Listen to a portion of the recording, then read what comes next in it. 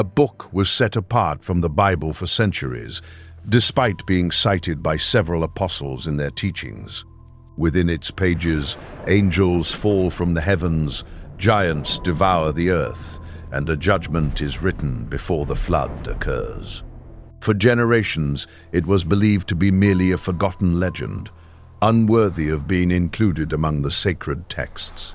However, fragments discovered in ancient caves proved that its content was much older than previously thought. What this text reveals about the fallen angels does not align with what most people learned about heaven and its inhabitants. It speaks of celestial beings who abandoned their rightful place and taught men secrets that they should never have known. And it asserts that this ancient sin was the true cause of the flood that nearly wiped out humanity completely. To understand why it was hidden, one must first learn about the man who wrote each of these visions down. Long before Moses, before kings and empires, there lived a man known as Enoch, who walked closely with God. He walked alongside God while the world around him slowly sank into darkness and violence, a stark contrast to his path. One day, the Most High showed him something terrifying, a clear and complete vision of the last day of history. It was not a small warning or a silent message, but the announcement of the moment when God would come to judge. In that vision, Enoch saw the Holy One descending from heaven to earth with a power that was impossible to describe. He was accompanied by thousands upon thousands of holy angels, and the entire sky seemed to burn with their mere presence. The ground trembled beneath their feet, and all who looked on were paralyzed by a fear they could not control. The mountains shook deeply, and the high hills broke apart as if they were nothing more than dry clay. Not even the firmest parts of the earth could stand when the Holy One appeared before them in all his glory. Then Enoch understood the meaning of that scene, for God was coming to demand an account from all men. Every wicked act and every harsh word spoken against him would be dragged into the light, without any exceptions. Nothing would remain hidden, for on that day, the mountains would melt like wax in the presence of fire. The very earth would split in two, and all the proud would tremble in terror before that mighty manifestation. The world that men believed to be solid and unshakable would crumble before the power of the one true holy. But that prophecy did not only speak of fear, for it also held a bright promise of hope for the righteous. The just would not be destroyed, and those who remained faithful would finally find true rest and peace. They would remain secure under his protection, while judgment fell upon evil and the earth was purified. This was the first message that Enoch proclaimed, a solemn warning directed at all generations to come. The great Holy One would come, and he would not ignore evil forever, for a day of judgment had already been predetermined. After that vision, Enoch lowered his eyes to the earth, to the sky, and to all that God had created with his hands. And what he discovered was as simple as it was powerful, for all of creation faithfully followed the path laid out for them. He observed the sun rising in the morning and setting at dusk, never failing in its appointed course. He contemplated the moon and the stars that shone in their times, keeping their seasons without any delay. The snow covered the earth when it was meant to, and the heat of summer arrived just as it was commanded. The seasons followed one after another, just as God had arranged them from the very beginning of time. The rivers flowed through their channels, the winds blew at their appointed times, and the rain fell when it was sent. Every creature upon the earth obeyed the law set over it, without arguing, resisting, or straying from its course. But when Enoch turned his gaze towards men, he discovered something deeply different and disturbing. While the sun obeyed and the stars kept their order, human beings chose their own paths, often in rebellion. Creation honored its creator, but man turned his back on him, and this was something Enoch could not comprehend. He wondered how men could rebel when even the mountains remained steadfast in the places where they were placed. The entire earth thus became a silent witness that accused humanity of its disobedience and rebellion against God. For this reason, Enoch issued a warning: for whoever breaks God's order will never find true peace. Just as the seasons follow their course, judgment would inevitably follow the footsteps of rebellion. As he received wisdom about hidden things, he was shown how the great change among the angels began. In those days, when men multiplied and beautiful daughters were born, certain angels observed them with desire. These beings were known as the Watchers, and they had a specific role assigned within the celestial order. They were meant to watch and serve under the command of the Most High, but 200 of them made the same choice. They gathered together and descended upon Mount Hermon, which became the site of their dark agreement. Their leader, named Semyaza, spoke openly to the others, aware of the weight of what they were considering. He confessed that he feared bearing all the blame alone if their plan were to fail among them all. For this reason, he asked them to swear together, and there, upon Mount Hermon, they sealed a solemn and terrible pact. They bound themselves with a curse, so that none could turn back from what they had decided to do. They agreed to take wives from the daughters of men and to live as humans upon the face of the earth. This was not a small step, but a deliberate crossing of a boundary that they were never meant to cross. The Watchers abandoned their own dwelling and separated themselves from the order that had been established for them. They took on the form of men and walked openly among humanity, although they were not like other men. United in their promise, they advanced, and what began as a desire in their hearts soon transformed into action. From that moment on, the entire course of human history began to deviate in an irreversible way. The Watchers took wives from the daughters of men, just as they had sworn upon the mountain. They lived with them and formed families. But what was born from those unions was nothing ordinary at all. Their children grew in strength and size, far beyond any man known upon the earth.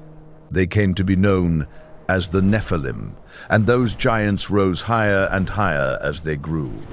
It was said that they reached colossal heights, casting their shadows over entire cities and fields. When they walked, the ground seemed tiny beneath their feet, and the whole earth trembled at their passage. At first, people could look upon them with awe, but that awe soon transformed into sheer terror. The giants devoured everything they found in their path, exhausting the harvests until nothing was left standing. They took the livestock and emptied the land of its food, and no matter how hard men worked, nothing was sufficient. Scarcity spread across the entire land because of them, and hunger began to take hold of the peoples. When there was no longer food to satisfy them, the giants began to turn against the very men who had once fed them. They became reckless and uncontrollable, no longer caring for order, peace, or the lives of anyone. The villages were left empty, families were scattered, and the strong ruthlessly pushed aside the weak. Fear ruled the hearts of many, and people hid away, finding hardly a safe place to rest. Even the animals suffered, for the giants pursued the beasts of the field and the birds of the sky. Nothing remained untouched, and the natural order that Enoch had described contrasted sharply with the growing chaos. Creation continued to follow its law, but humanity was now trapped in an ever-deepening disorder. Among all the Watchers, one name became more feared than the others, and that name was Azazel. He did not merely walk among men, but began to teach them things that had never been known before. At first, that knowledge may have seemed useful, even admirable, but it had not been given by God. Azazel showed men how to work with metal and how to forge sharp swords and knives to inflict harm. He taught them to make shields and armor for battle and to extract hidden minerals from the earth. With skill and fire, men learned to turn metal into weapons and tools of death and destruction. What had once been simple utensils thus transformed into instruments created for damage and chaos. But Azazel did not stop there, for he also taught the art of adornment and the decoration of the body. He showed how to create bracelets and jewels, revealed the use of dyes, and 1,000 ways to beautify appearance. In secluded places, women learned to use cosmetics to completely alter their faces and natural beauty. What had once been natural became something modified, and other watchers shared their own teachings. Semyaza taught enchantments and the cutting of roots for secret uses, opening forbidden doors. Others revealed the signs of the stars, the movements of the sun, and the hidden paths of the moon. They spread knowledge of the heavens that should never have been discovered by men in such a manner. As this knowledge spread, something began to break deep within the human heart and spirit. Instead of honoring the Creator, people focused solely on what they had just learned from the Watchers. Power, beauty, control, and the occult arts became the center of all their desires and ambitions. The more they learned from the Watchers, the further they strayed from God and the simplicity in which they were created. They molded idols of stone and metal, and people began to bow down before the work of their own hands. Sorcery and secret practices grew in the corners of society, and desire reigned above wisdom and understanding. The earth, already wounded by the giants, sank even deeper into confusion and wickedness. That was the result of the forbidden knowledge, which was not merely learning, but crossing a boundary. Under Azazel's teaching, humanity bore secrets that they were in no way prepared to sustain or understand. And as those secrets spread throughout the world, the distance between man and God became enormous. As the world darkened, Enoch perceived something deeper than what his eyes could see or comprehend. It was a cry that rose from the very earth itself, an earth that had once been serene and fertile, now covered in pain. The fields that once gave life now bore the marks of destruction, and the rivers seemed to carry sorrow. Enoch understood that creation was not silent, for even the mountains seemed to bear witness to the turmoil. The animals that once moved freely now lived in fear, and the balance of the earth had been shattered. Everywhere he perceived that the entire world was burdened, as if the very ground itself was crying out.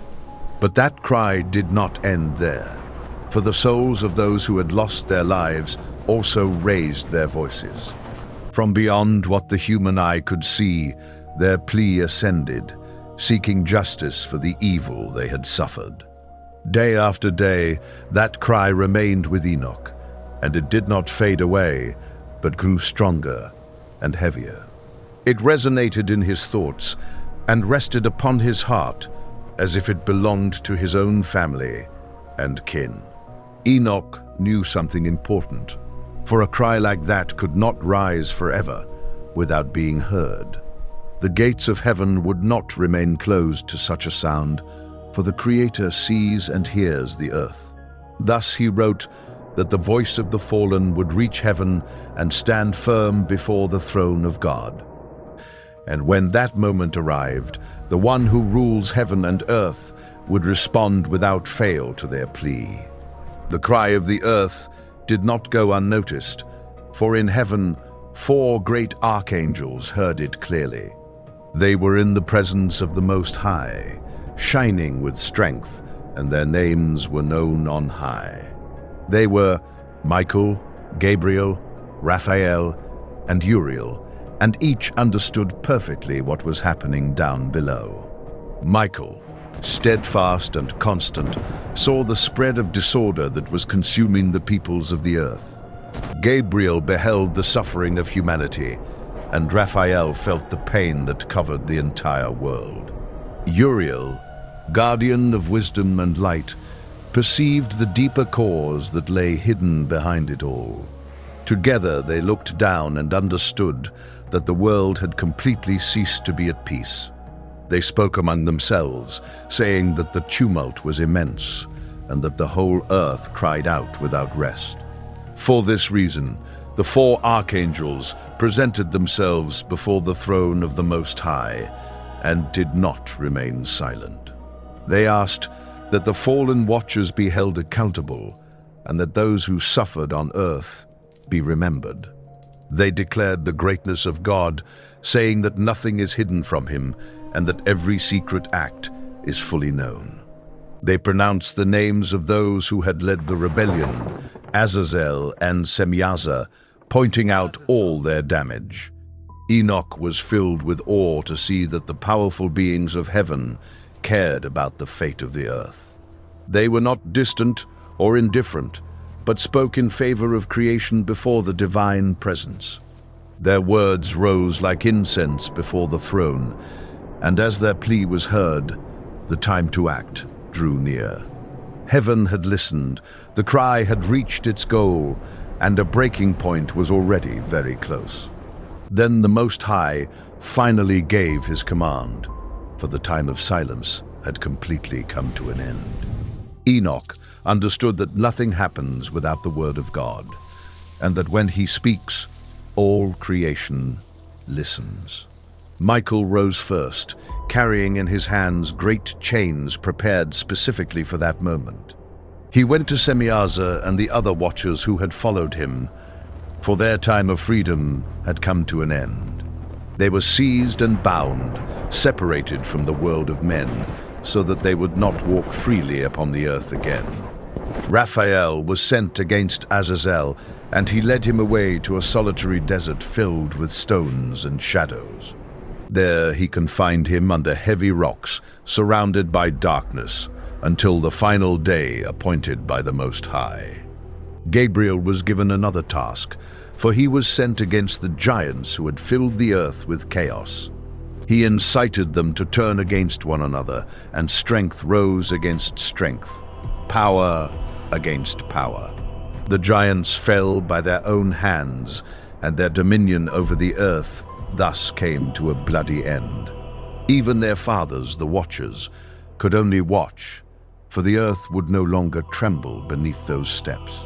Enoch saw valleys filled with stones and silent marks, where the proud words had been extinguished. What had seemed unstoppable had been brought down by the command of the Most High, and the disorder was contained. Darkness was confined, and the world, wounded for so long, began to breathe slowly once again. Enoch then understood that no being, no matter how powerful, rises above the authority of God.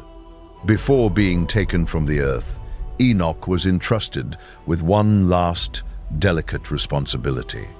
The Watchers, confined in darkness, knew that Enoch still walked among men with divine favor. Though they had once been powerful, now they were distressed, unable to move or return to their place. For this reason, they sent him a request, asking him to speak in their favor and carry their words before the Most High. They believed that if anyone could intercede for them, it was Enoch, the man who walked closely with God. Enoch went to them and listened, and their voices were no longer proud, for all their confidence had been extinguished. They asked him to write a plea to beg that their situation be changed and their punishment alleviated.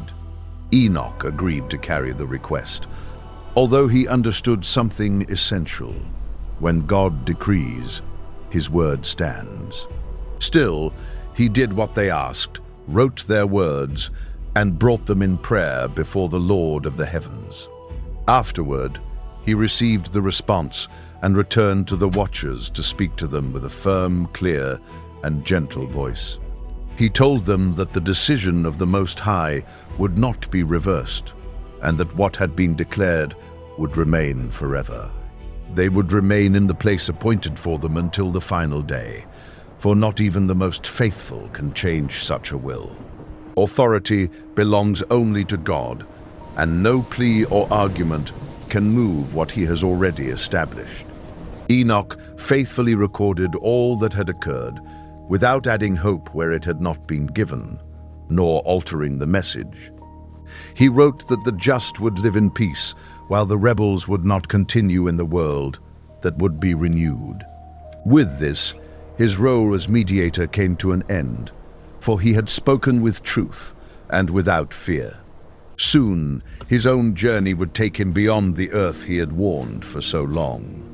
After that, Enoch was taken in visions to many hidden and secret places throughout all creation. He did not walk by his own strength, but was guided to understand how vast and deep God's work truly is. He was taken to an immense desert where the wind moved with a fierce force that was impossible to contain. There he saw a fire that did not spread like common fire, for it moved with purpose, sustained and ordered. The air burned with heat, but nothing was consumed outside its limit, like a place prepared and set apart. In another region, he beheld rivers flowing like currents of fire, advancing steadily and shining in the darkness. Near them, he saw figures, spirits who had departed from their place, trapped and unable to escape. The fire did not move violently, but remained exactly where it had been commanded to stay. He also saw great columns of hail raised like towers, intact amidst the flames that surrounded them. Nearby were mounds of precious stones and crystals that shone without being consumed by the fire. Everything remained within its designated limit, for even in those strange regions, order reigned supreme. Then he was shown a deep valley surrounded by cliffs, dark and laden with a heavy silence. There he saw some of the angels who had left their first place, restricted and separated from the world. Their faces were downcast, for they understood their situation and awaited the time appointed by God. Far from that valley, Enoch was taken to a place filled with light, where a tree stood like no other. Its beauty surpassed all description. Its fragrance was sweet, and its branches spread wide and generous. That was the tree of life, and holy angels guarded it, protecting it until its appointed hour. As he moved from place to place, Enoch understood that creation holds both beauty and sights of judgment simultaneously. Nothing exists without purpose, and nothing lacks order, for even in the darkest regions, there was structure.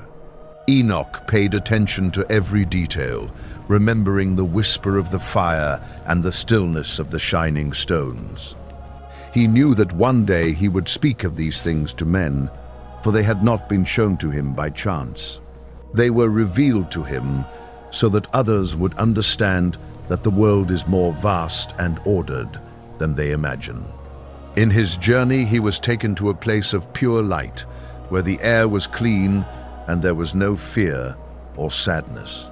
In the center of that bright land stood the tree of life, more beautiful than anything he had ever seen. Its leaves shone like clear crystal, never withering, and its fruit radiated with a living light. The tree stood tall and strong, untouched by corruption, for it was not like the trees of the earth. An angel approached Enoch and spoke to him gently, telling him that this tree held a future time. After the day when all things would be set in order, the tree of life would be given to the just.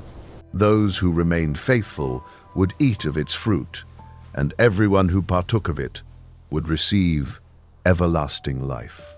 Upon hearing this, Enoch's heart was moved, feeling both joy for the promise and sorrow for the men.